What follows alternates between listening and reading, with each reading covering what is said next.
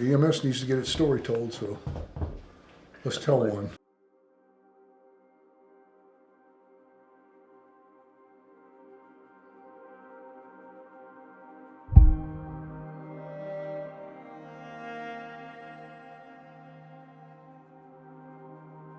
I'm Sherry Osterholt, and I had 3 cardiac arrests and lived through it. My name's Matthew Gustafson, and on April 23rd of last year, we were driving down Friendly, and I had a heart attack.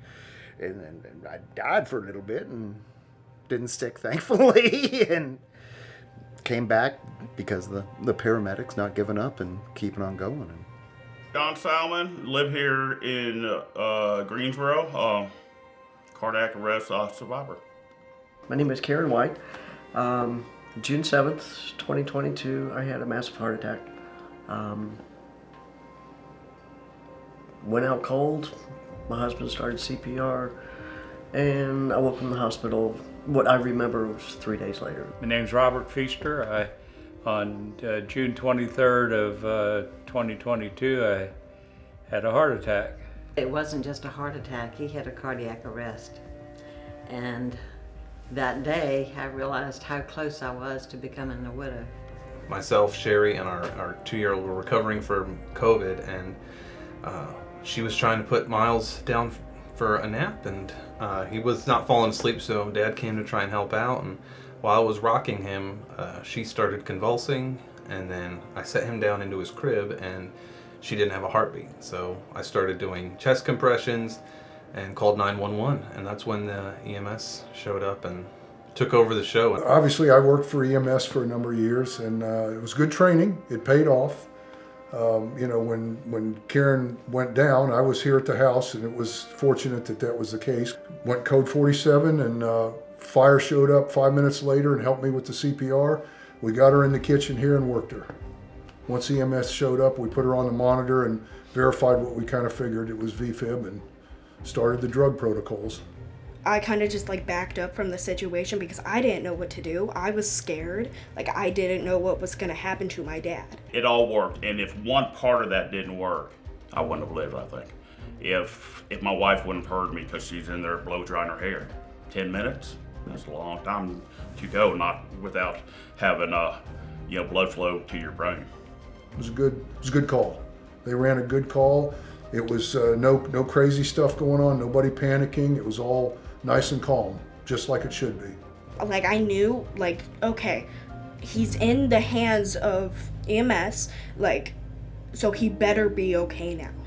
Because, they're here, and, I need him to be okay. These guys were professionals. They were in charge, and they knew exactly what to do as soon as they got in the door. Sherry actually knows Christina.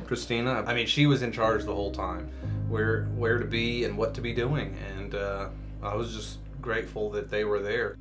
And I'm going to give a shameless plug for EMS here. You have no idea how comforting it was, because I know how well we were trained, and I guarantee it's even better now.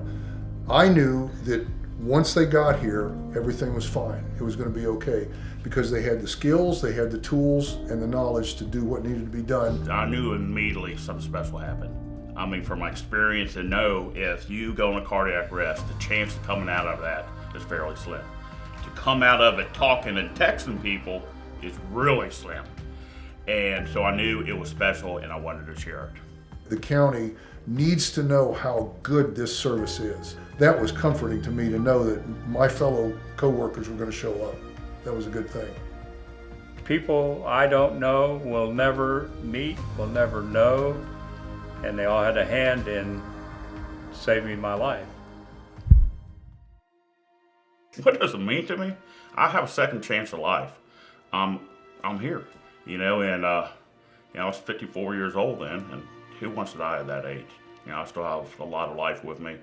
I want to see my sons get married and have kids. Definitely a second chance, I can tell you. It's a lot. I mean, there's a lot of people involved that you don't even know are working to save your life. I mean, it was nice to have another Christmas. It was nice to have another birthday, of course. It's just nice to have another day after potentially not having another day. Two eventful things would have been our daughter's birthday in August, and then when our granddaughter turned 4 in December. When Remy came in, she asked me if my heart was okay. And I said, yes, it is. So that, just having her birthday, was a big milestone for me. So I want to be able to see her 20th birthday. I don't like going to the dark place, but there was a period there when I thought, oh no, this is gonna be, my mind goes crazy. And is Miles? Are we not gonna have Mom around? Are we gonna have to explain that to him someday? And just the fact that I get to see them together, and having fun, and you get to enjoy him. I mean, that's his, his lifetime that he gets his mom, and we all get Sherry. So one of the most important things that has happened to me since then is I was able to reestablish a relationship with my oldest son, and we were kind of strained for years, so we were able to get back together, and that's priceless. I mean, I can't put a price on that. My whole family is my world, and it's expanding now because of what everybody did for me. For me to say that I'm alive and I lived through that, it gives me like the beauty of like, this is what is going to happen in my life. Obviously, someone did not want me to leave, and I love that. You never know when you're going to save a life.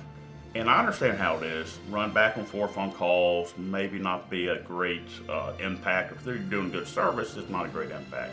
Every once in a while, you get to change somebody's life. You get to save somebody's life. And it's still hard to process sometimes. It's still hard to understand that, yes, I was actually dead. I don't know how many minutes. I don't know how many minutes I was technically dead. And I even had a friend ask, did you see the light? I said, no, I didn't. I didn't see any light. And that, honestly, that kind of bothered me.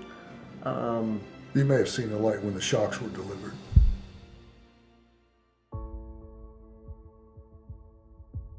Family and your loved ones and your friends and spending time with them, that's really what makes a life. Not how much money I made today or did I make a bonus this month. Because that doesn't matter, jack. I mean, end of the day, it doesn't. It's the joy and love of the family and your friends that matters. A lot to be grateful for, a lot. I love being able to have the time to add things to his life, like dancing or singing or art. Like, I'm a big art person. So like having that is so amazing. It's priceless what you guys do. So thank you. Just know how much all of you are appreciated, and we thank you from the bottom of our hearts. Don't ever forget your job is critical and it's important. It really is. You never know. Everybody, I think what it sounds like to me, of course I wasn't aware of it, but everybody worked their butts off to save me, and I mean nothing. I'm nothing to them. I mean, they don't know me, and I just can't express how I feel. There's no words I think that can tell people. Somebody saves your life. It's how do you thank them? How do you repay them? I don't think you can. Like, I would not have a dad. So thank you for not giving up on him.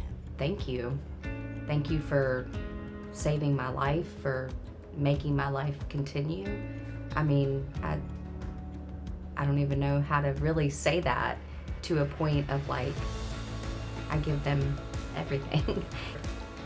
It's just wonderful, and our eternal thanks to all of you for what you do, Yeah. and encourage you to just keep on doing it. Thanks for not giving up, because I wouldn't be here if you did. So thank you for keep on going.